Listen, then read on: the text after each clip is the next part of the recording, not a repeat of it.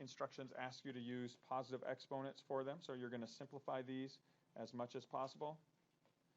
Okay? And when you get to numbers that are large with powers that you can't manually manipulate, you can leave them written as powers. Okay? So what that means is if you look at this expression right here, I have this set of factors inside my grouping symbols. I have 3 different factors. This power of -3 is going to apply to each of those.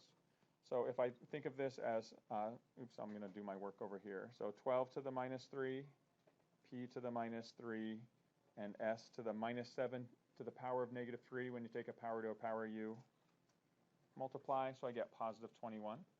And so what's going to happen here when I look to write my answer, I want all positive exponents. So my 12 cubed, which I'm not familiar with, so I'm just going to leave it as 12 cubed, moves to the denominator. My base p, change the sign to positive, moves to the denominator. And my base s to the power of 21 stays in the numerator. And so this would be the simplified form for that. If you were entering this on the system, you would write s to the power of 21, and then divided by, and because I have multiple factors in my denominator, I put 12 to the power of 3 times p to the power of 3, and that would be the way I would enter that online. Again, you have the access to the equation editor if you want to use that, and you should be able to put it more visual form like this. The same idea, you have this power of 2 that applies to every factor that's inside the grouping symbols. Okay, I'm going to simplify those first. So I'm going to move this p to the -3 up here. So it becomes a p to the 3rd, and I'm going to move this p to the -12th down, becomes p to the 12th. I can now simplify these 3 p's, cancel with 3 of these, leaving 9. And so now I can apply this power of 2. I have a base s, a base y, and a base p. So I have these 3 different factors that I have to account for.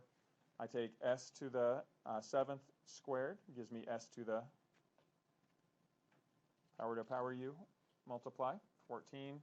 Y to the 0 is just a value of 1, so I can disregard that.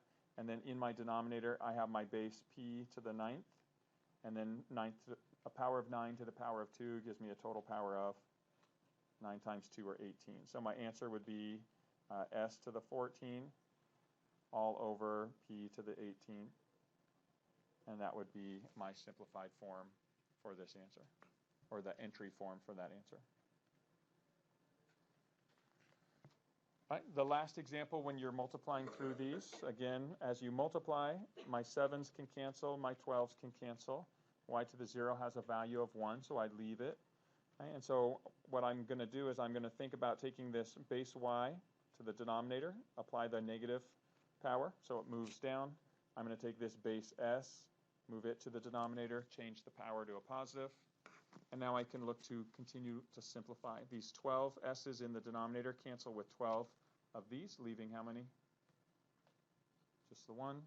So in my numerator, all I'm left with is a s. In my denominator, I'm left with y cubed.